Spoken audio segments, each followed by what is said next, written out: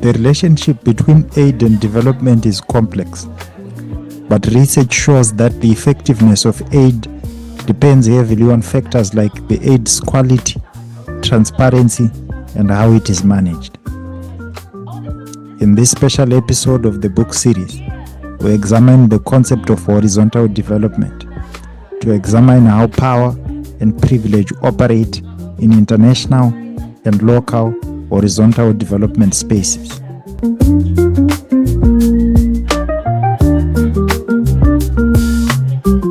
Viewers and listeners, thank you so much for joining us today again this morning. Good morning. We do have our book with us and our co-authors and co-editors with us here today. The book that we're going to be looking at is Horizontal Development, Shifting Power and Privilege in Aid.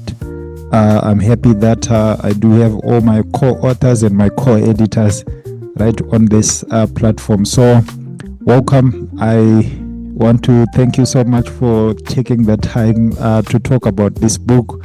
I'm just going to give each of you an opportunity to briefly talk about yourself in an introductory way so that our audience can get to know you.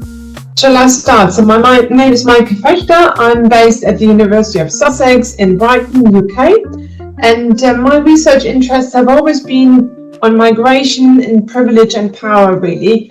And I got drawn to studying international aid workers as sort of a group of people in themselves. And I did sort of long-term fieldwork in Cambodia around 2010 onwards. And it is really from that research in Cambodia that I started to realize the multitude of very small, informal, private aid projects that were happening there that came together in a book called Everyday Humanitarianism. And so that really when the seeds for the current book were sown. I'm teaching various things. Just right now this week I'm teaching social justice and development to our international development undergraduates. And I'm also teaching migration and development to our postgraduates. And the work I've been doing just recently was, I'm currently having a funded project on trying to support and map cross-border aid into Myanmar from Thailand, India, and China. And that means engaging with people who'd like to support people in Myanmar affected by displacement, would like to increase humanitarian aid, but not too sure how to do this safely, legally, and protecting the people concerned. And that's me. Great. I'll go next, perhaps. Hi, everyone. I'm Shonali Banerjee. It's great to be here with you. I am currently Assistant Professor of International Development at the University of Warwick, based in the UK, and I'm also a Visiting Research Fellow at the Judge Business School, University of Cambridge. So my research really focuses on the broader field of aid and development, and within that, I really look at private sector and private individual interventions in the aid and development process. So I look a lot at individual giving, at philanthropy, be it philanthropy for everyday citizens like you and me, or big philanthropy, so high net worth and ultra high net worth philanthropy. I also look at corporate giving and corporate social responsibility schemes and how they interact with the international development process. And in terms of my teaching, I teach an undergraduate module in the Politics and International Studies department at Warwick called The Politics of International Development. And I also convene the undergraduate dissertation module.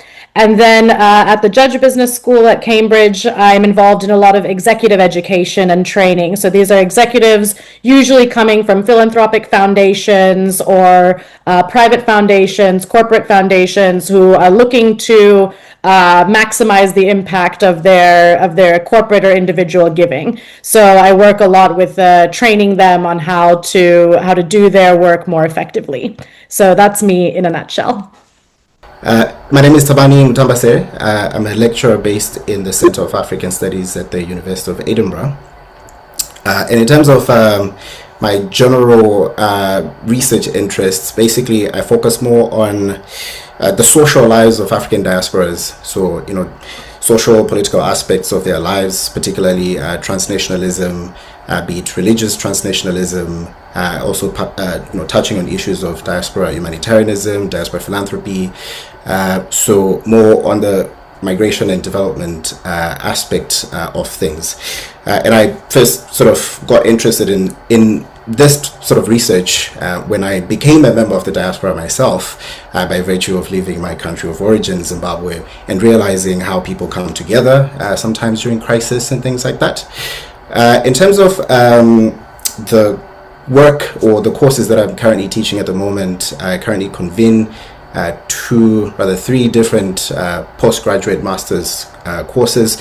One on displacement and development, focusing on some of the key questions on what does displacement raise in terms of those concerned with development. I also teach a course titled Contemporary Inequality Issues in the Global South, which invites students to sort of take a deep dive into global South perspectives of burning inequality issues. And I also teach a course on key skills in development practice, which is more about how to do development, which sort of goes against sometimes the critique that people throw around when you're talking about international development. And I also convene the Masters in International Development online learning at the University of Edinburgh. And that's me in a nutshell. That is nice. Thank you so much for those introductions. I always tell many of our guests that on the book series, we don't just get to market the book alone, but we also get to market the authors and the work that they do.